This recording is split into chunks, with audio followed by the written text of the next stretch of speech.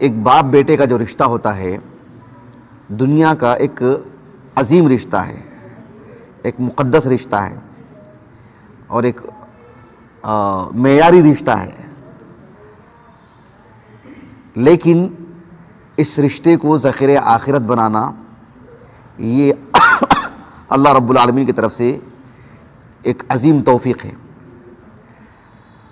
ہم فرزندان کے لیے ضروری ہے کہ ہم اپنے والدین کے لیے ذخیرہ آخرت بنیں، ان کے نیک نامی کا ذریعہ بنیں، ان کی عزت کا ذریعہ بنیں، اس دنیا میں بھی آخرت میں بھی۔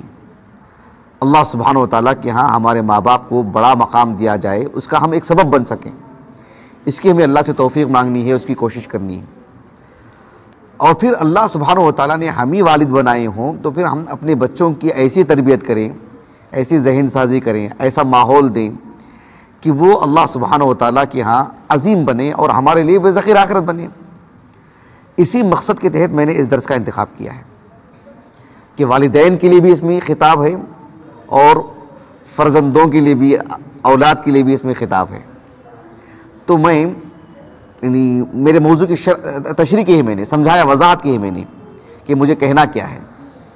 اپنے موضوع کا آغاز کرنے سے پہلے بطور تمہید ایک اہم بات میں آپ کو یہ بتاؤں گا کہ ایک حدیث ہے، بہت ہی عام ہے، معروف ہے، سب جانتے ہیں۔ سنن ابی داؤد کی کتاب العلم اور سنن ترمذی کی ابواب العلم حدیث ہے، حدیث سندن صحیح ہے۔ امام ترمذی رحمہ اللہ نے اس حدیث کو حسن کہا ہے، شیخ البانی رحمہ اللہ نے بھی صحیح کہا ہے اس حدیث کو۔ ابو الدرداء رضی اللہ عنہ کہتے ہیں، حدیث کافی طویل ہے، مجھے پوری حدیث نہیں سنانی ہے، حدیث کا ایک قطعہ سنانا ہے مجھے، کہ آپ نے کہا کہ رسول اللہ صلی اللہ علیہ وسلم نے فرمایا کہ العلماء ورثۃ الانبیاء۔ کتنی معروف حدیث ہے یہ، بچپن سے سنتے آ رہے ہیں، سب جانتے ہیں۔ العلماء ورثۃ الانبیاء کیا مطلب اس کا؟ یعنی انبیاء علیہ السلام کے علماء وارثین ہیں، مطلب ان سے علم، عمل، دین، اللہ کی معرفت سب وہ نبی سے حاصل کرتے ہیں، گویا کہ نبی کے وارث ہیں وہ۔ اس لیے کہ انبیاء علیہ السلام وراثت میں بس یہی دے کے جاتے ہیں، مال وراثت میں دے کر نہیں جاتے ہیں۔ کہا کہ وَإِنَّ الْأَنْبِيَاءَ لَمْ يُوَرِّثُوا دِينَارًا وَلَا دِرْهَمًا۔ انبیاء علیہ السلام کی زندگی میں جو ان کے پاس معیشت کے لیے، زندگی کے گزران کے لیے جو کچھ رہتا ہے وہ بس بقدر کفاف، زندگی کا گزران آسانی سے نکل جائے اتنا ہی ان کے پاس رہتا ہے، پھر بھی کچھ بقایا ہو تو وہ بیت المال میں چلا جاتا ہے، ان کے وارثین میں منتقل نہیں ہوتا ہے۔ اللہ کے رسول نے کہا صلی اللہ علیہ وسلم کہ وَإِنَّمَا وَرَّثُوا الْعِلْمَ، انبیاء علیہ السلام وراثت میں تو علم ہی دے کر جاتے ہیں۔ تو یہاں میں یہ حدیث اس لیے سنا رہا ہوں کہ اہل علم کہتے ہیں کہ ایک باپ کو اس بات کی کوشش کرنا چاہیے کہ بچوں کو جہاں وراثت میں وہ ایک دنیا دے کر جاتے ہیں، اس کی زیادہ کوشش کرنا چاہیے کہ بچوں کو دین وراثت میں دے کے جائیں، علم وراثت میں دے کے جائیں۔ اس سے بہترین وراثت میں دی جانے والی کوئی چیز نہیں ہے کہ وہ علم دے کر کے جا رہے ہیں۔ مال کل بھی مل جائے گا لیکن دین اور علم۔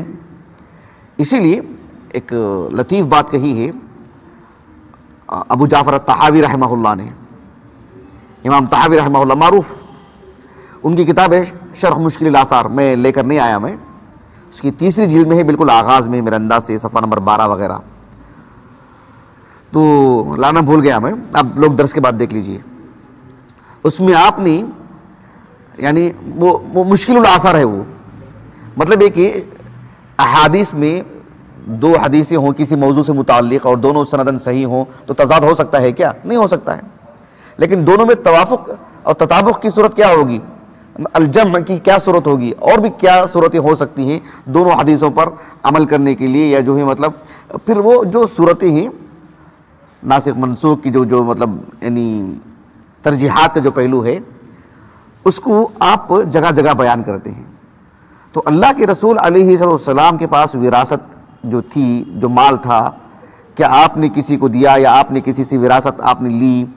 اس طرح کی جو روایات ہیں یا آپ کی وہ احادیث جس میں بات ہے کہ انبیاء علیہ السلام وراثت میں صرف علم دیتے ہیں، دین دیتے ہیں، ان دونوں حدیثوں میں ایک طرح کی تطبیق آپ نے پیش کی ہے.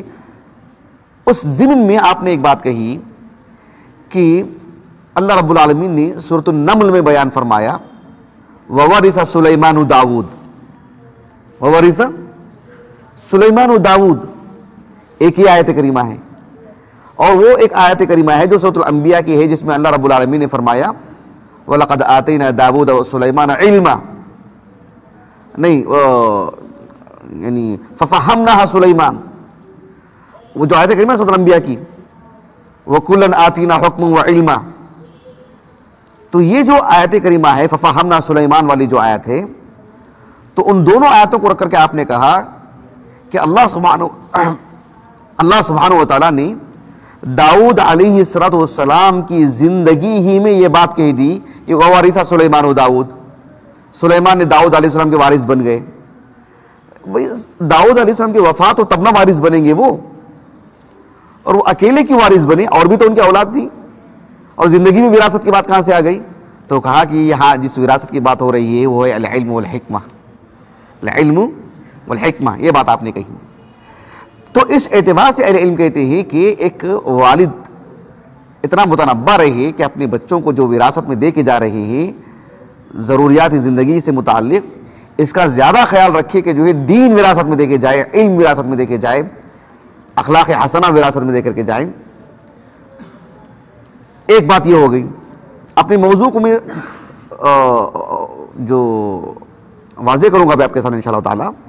میری تمہید کا ایک اور حصہ یہ ہے، ایک حدیث ہے صحیح مسلم کی کتاب الوصیہ میں، اور بہت معروف حدیث ابی ہریرہ رضی اللہ عنہ، اللہ کے رسول نے کہا صلی اللہ علیہ وسلم اذا مات الانسان انقطع عنہ عملہ، انقطع عنہ عملہ، جب تک انسان باحیات ہے اس کے لیے عمل کے دروازے کھلے ہوئے، متعدد دروازے. جب اس کی وفات ہو جاتی ہے تو پھر عمل کا دروازہ اس کے لیے بند ہے. اللہ کے رسول نے کہا صلی اللہ علیہ وسلم الا من ثلاثہ، 3 صورتیں تو وہاں بیان فرمائی ہیں، لیکن 3 صورتیں ہی نہیں ہیں، اور بھی زائد صورتیں ہیں، وہ ہمارا موضوع نہیں. لیکن اس حدیث میں اللہ کے رسول نے کہا صلی اللہ علیہ وسلم ایک یہ کہ الا من صدقۃ جاریہ. ایک اور بات کیا فرمائی آپ نے؟ علم ينتفع به، اس نے علم چھوڑ کے گیا ہو، اس کی پڑھنے پڑھانے والے ہوں، تو پھر اللہ سبحانہ وتعالیٰ اس کو نفع پہنچاتے رہیں گے. او ولد صالح يدعو به، یا نیک اولاد ہو جو اس کے لیے دعا کرتے رہے. ہمارے موضوع سے متعلق جو بات ہے وہ یہ کہ بیشتر اصحاب علم نے جگہ جگہ اس بات کو کہا ہے، تحریروں میں، دروس میں، سب سننے کو ملتی ہے بات یہ کہ ایک شخص علم کا ایک بیشتر حصہ چھوڑ کر کے گیا ہو اور مرنے کے بعد بھی اس کے لیے اجر کا سلسلہ برابر جاری ہے نا، جاری نہیں جاری ہے. لیکن اگر کسی جو اپنی اولاد کو چھوڑ کر کے گئے ہوں کوئی والد، اور ان کی اولاد صاحب علم بھی ہو اور وہ علم انہوں نے اپنے والد ہی سے لیا ہو، تو پھر کتنی خیر کی بات ہوگی. ایک عالم دین ہے مثلا خطیب بغدادی کو لے لیجیے رحمہ اللہ، ان کی کوئی اولاد نہیں، لیکن ان کے علم سے کتنی امت فائدہ اٹھا رہی ہے، اور علم ينتفع بھی.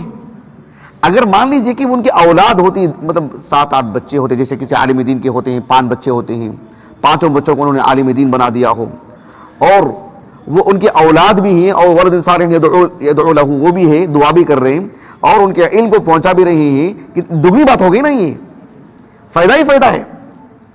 ایسے ہماری 1400 سالہ تاریخ میں ایسے آپ کو بیشتر گھر مل جائیں گے، سینکڑوں گھر مل جائیں گے جس میں ایسے ماں باپ آپ کو ملتے ہیں. سبحان اللہ، باپ بھی عظیم عالم دین، بیٹے بھی عظیم عالم دین. عمر کو لے لیجئے، ان کے فرزند عبداللہ بن عمر کو لے لیجئے، دونوں صحابہ میں، علماء صحابہ میں شمار ہوتی ہیں، مفتیان صحابہ میں شمار ہوتے ہیں، جلیل القدر علماء دین میں شمار ہوتے ہیں. عمر بھی، عبداللہ بن عمر بھی رضی اللہ عنہما. امام ابو داؤد السجستانی کو لے لیجئے، ان کے فرزند ہیں ابو بکر، ان کے جو فرزند ہیں، ان کی کتاب المصاحف ہمارے پاس. اب ابو حاتم الرازی رحمہ اللہ کو لے لیجئے، جلیل القدر عالم دین، ان کے فرزند عبد الرحمن ابن ابی حاتم الرازی، کتنی عظیم شخصیت ہیں. حافظ عراقی کو لے لیجئے آپ، عبد الرحیم العراقی کو، ان کے فرزند ابو زرع العراقی، دونوں فرزند اور والد دونوں لائق، دونوں عظیم المرتبت، دونوں بڑے علماء میں شمار ہوتے ہیں. ایسی ایک بڑی فہرست آپ کو مل جائے گی. آپ حافظ ابن مندہ کو لے لیجئے, ان کے اعلیٰ اولاد ابو القاسم ابو عمرو ہیں اور یحییٰ ہیں رحمہم اللہ اجمعین. باپ بھی عظیم عالم دین, فرزندان بھی عظیم عالم دین. امام احمد بن حنبل عظیم عالم دین, ان کے فرزند ایک عظیم عالم دین عبداللہ ہوں یا صالح ہوں. بات واضح ہو رہی ہے آپ کو؟ شاہ ولی محدث دہلوی رحمہ اللہ کو لے لیجئے. ایسی ہم ایک دو مثالیں کیا دیں آپ کو پوری 1400 سالہ تاریخ میں, ایسی ایک بڑی مقدار ہے. سینکڑوں علماء ہیں ایسے جو خود بڑے علماء ہیں, ان کے فرزندان بھی بڑے علماء ہیں. تو یہ ایک بہت بڑی بات ہوتی ہے. اس تناظر میں آپ اس کو سمجھنے کی کوشش کریں. جب میں آپ کو بتا رہا ہوں کہ عمر اور عبداللہ بن عمر رضی اللہ عنہما